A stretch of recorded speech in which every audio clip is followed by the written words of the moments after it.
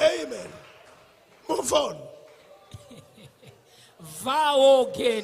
Move on. And I'm serious. When you step out and they see they need you, now you return on your terms. You return on your condition. Yes. Tell him, sir, now that you don't need me, I'm moving on. I'll get my mat. I'll go in church. I'll sleep in church and wait upon God. I'll wait upon God to give me the opportunity to provide for my children.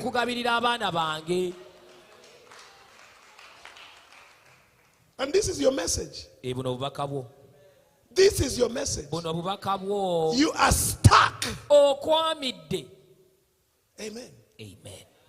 You better tell that woman, if you don't appreciate me and you think I'm not worthy, I am moving on. I am moving on.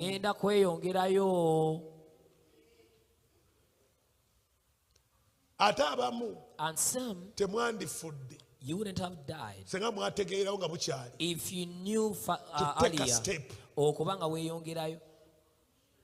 We have buried many women.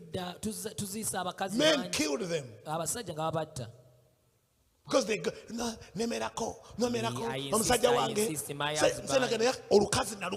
but the man says, I'm fed up of this thing. But she's forcing us to me. And he kills you with all the potential, with all the ability, because you are holding on. We were told we must hold on. We must hold on. What are you holding? That which is that too slippery. Some of us pastors, we kept you in some things that destroyed you. You are going, this man is beating you every day. And we're telling you, preserve your marriage. What are you preserving? Will they first kill you? Funerals. Do you want funerals? Will he first kill you, then you understand that one is not a human being? Will he first infect you with HIV? Because you're guarded. Some are guarded. You guarded and then you got infected. God, if God has preserved you, tell him, sir, on your adultery, I'm moving on. I'd rather be single and raise my children than remain here and die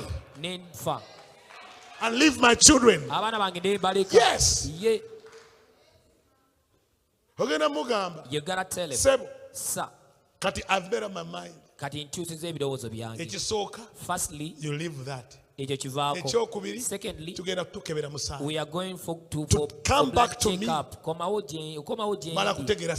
I must understand your status. No one says amen. Listen, that he has returned. What has returned with? He has restored my man. Sitani. The devil, even what you've been remaining with, has come for it. Hold him by the hand. Take him to the hospital. After they bring him for prayer.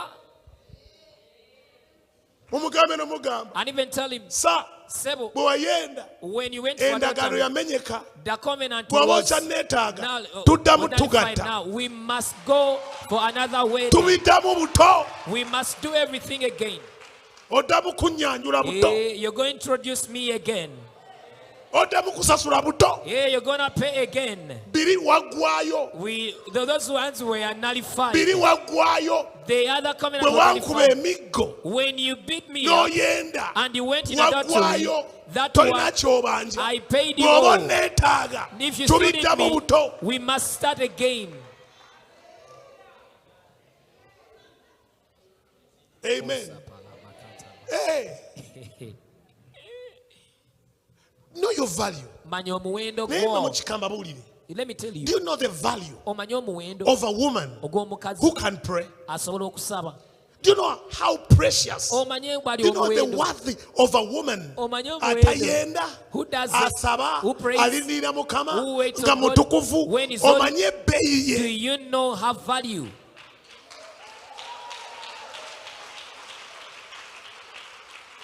Do you know of the value of a lady who prays? People have wives. They smoke weed. They take alcohol. But when you have a wife who can't go for adultery, who knows how to seek God, who fasts for you,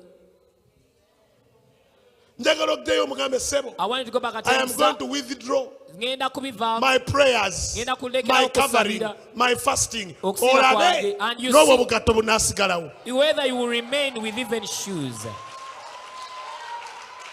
Hey, withdraw muko. Hey, withdraw. I withdraw. The only covering I leave is for my children. I'm not covering you. That he may be for 2 months. You will get him from Luzira prison. Hey. Yes. Withdraw. Hey, withdraw for us and say this week, I'm not going to pray for you. He will come and say, I don't know what happened to me these days. Oh, money is really scarce. Even the money transport back, it is Chicho who has lent me. Even do you have 2K for transport? Do you have some to for transport? You can but if you see the Lord does, then you also withhold. You also tighten. If they don't have money, they love. They want to be loved. You say something. We first discuss the matter, and then everything will be sorted. Hey. Yes. You also tighten a bit. Where he has been flattered, he's being flattered when he has money. In the natural place, because he doesn't have money to buy her soda. Hey. Yes. Now you say, God tighten the more, that he might get back to life. He tighten the more. He's called and then he switch it off. Asking him, are you going out? He doesn't have any coin. He doesn't have any coin. Hey. Yes. One lady prayed a prayer and said, God, if it is money that this man has attained, if the one is going to destroy my home, you strike. Strike God. Scatter. Strike. Hey. And God heard. God heard. God struck. Was imprisoned. And he was a wise man. He said, my wife, everything that has befallen me, I've really understood. You are responsible. The lady said, indeed, it's me who has been striking.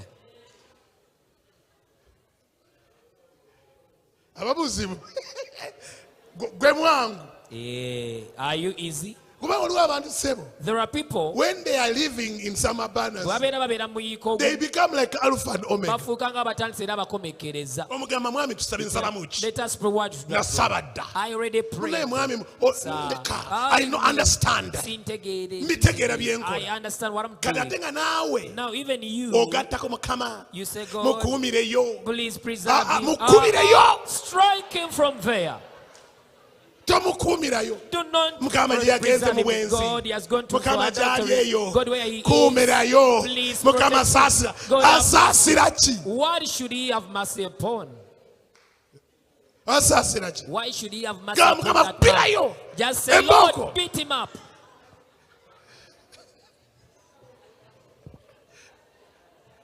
Why should God have mercy upon him? Just say, Lord, beat that man up. That he might beat him up. He will eventually he will return without a shirt. Then you ask, Father, what's wrong? You tell your mother, my children, these men have really beaten me up. And tell him they are still beating you up. If you do not straighten your ways, they will beat you the more. But as we tell, sorry, honey. Sorry, not sorry. Why should you say sorry? Pretend like you would see nothing. Sorry. And say, they have beaten you. Was it boxing or it were the canes? But they don't know how to beat. But always make that statement. If you're near, you might be beaten up. What I'm saying, don't forget that statement.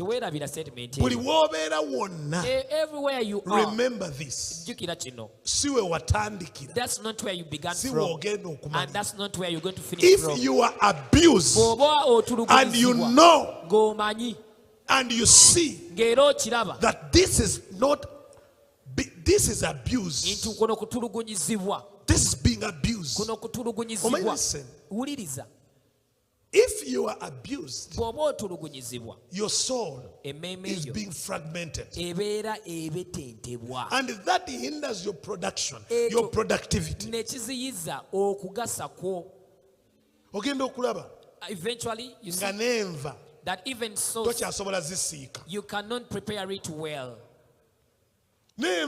Even preparing so that even my food is no longer tasty. And you forget that you have to season the sauce. Because you are abused. Even when you prepare you make food, mistakes. Even when you iron the shirt, you just burn it up. And he also adds on now an abusive word. Until you are saying,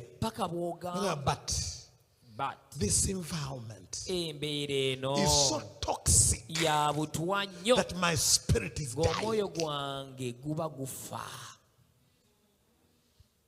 This environment, ministry, you can be in a ministry, church, or in a worship team, or in marriage, it's too toxic that it's draining you every day. When you can no longer worship, you can no longer pray, you can no longer think. Listen, you're going to die for nothing. Even the one you're entangled in, and tomorrow he will marry another one. Hey, yes, you are dying because where you are is too toxic. Your spirit is taking in poison. Poison. Did you hear me? Gamba butwa. Say poison. Say butwa. Say poison. Gamba butwa. Say poison. You are drinking poison. How can you bring out streams of living water? Did I talk to somebody? How can you bring up streams of living water? This is what Job says. Job chapter 6. Job esura ya mukaaga. Look at what he's saying. Verse 2. Oh, that my vexation were weighed and all my calamity laid in the balances, for then to be heavier than the sand of the sea. Therefore my words have been rash, for the arrows of the Almighty are in me. My spirit drinks their poison. The terrors of God are arrayed against me. My spirit, my soul is taking in poison. Job, his friends surrounded him and caused him to believe that God is punishing him. Until he begins saying, I'm drinking the arrows of God's poison. I'm drinking. And look at his spirit now is determining his confession. Do you know we possess by confession? But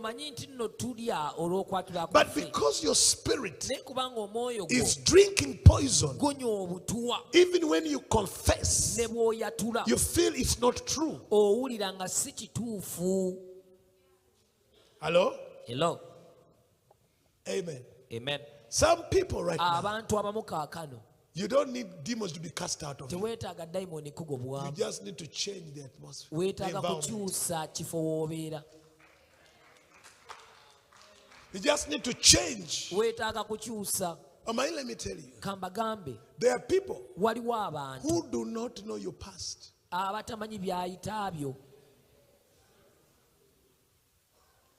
There are people that even when you change, what they know about you will never change.